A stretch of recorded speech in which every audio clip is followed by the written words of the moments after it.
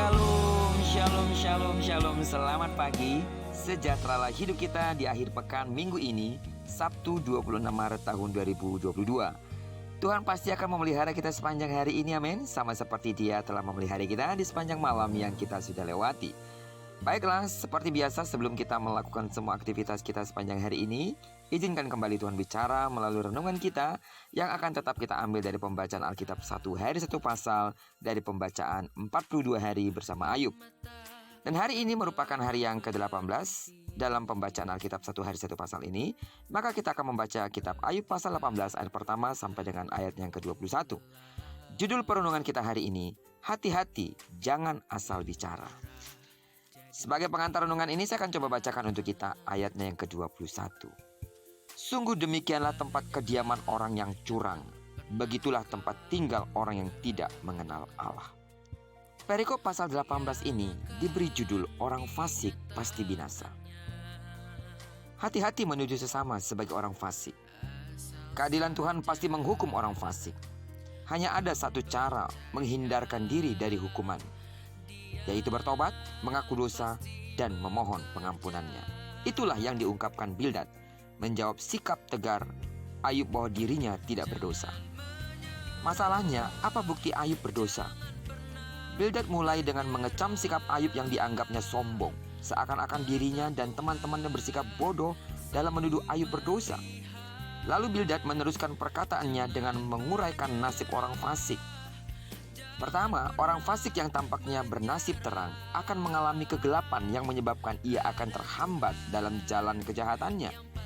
Kedua, menurut Bildad, orang fasik akan mengalami nasib buruk terjebak oleh perangkap yang dipasangnya sendiri, seperti seorang pemburu terkena umpannya sendiri. Dan yang ketiga, segala nasib sial akan mengejarnya kemanapun ia pergi, yakni kelaparan, penyakit, dan bahkan kematian.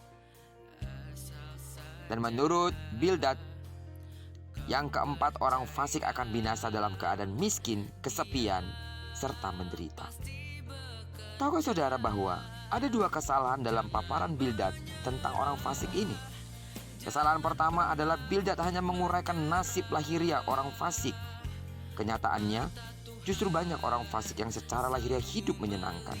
Sesungguhnya, kesusahan orang fasik lebih bersifat psikis dan hati nurani. Kesalahan yang kedua adalah Bildad salah alamat dengan mengidentikan Ayub sebagai orang fasik. Padahal tak satu pun tuduhan para sahabat Ayub bahwa Ayub berdosa itu terbukti.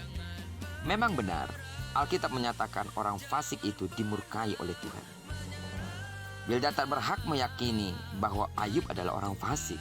Kekeliruan Bildad ini disebabkan hanya karena melihat penderitaan fisik Ayub saja. Sebenarnya, bukanlah tugas kita untuk menilai, bahkan menghakimi orang lain. Hanya firman Tuhan yang boleh dijadikan ukuran fasik tidaknya seseorang. Amin. Karena itu camkanlah. Jangan pernah terburu-buru untuk berkata bahwa sesama kita adalah orang fasik. Hanya karena kita melihat dia menderita, orang itu menjadi orang yang tidak benar di hadapan Tuhan. Ada kemungkinan memang Tuhan mengizinkan dia dalam kondisi itu, dalam sebuah pengujian, dalam ketaatan, dalam kasih, dan keberserahan kepada Tuhan. Percayalah, dalam setiap kondisi apapun hidup seseorang, semua orang punya takaran sesuai dengan yang Tuhan percayakan di dalam hidupnya. Yang benar yang harus kita lakukan, jika ada orang yang menderita di sekitar kita, buru-burulah untuk berdoa untuk dia. Jangan menghakiminya, tapi berdoalah, serta bangkitkan semangat lewat perkataan, lewat pernyataan, dan kehadiran kita pun dalam keterbatasan kita mungkin. Karena dengan demikian, nyatalah kalau kita betul-betul menjadi orang yang telah melakukan firman. Karena firman-Nya berkata, kasihilah sesamamu seperti dirimu sendiri.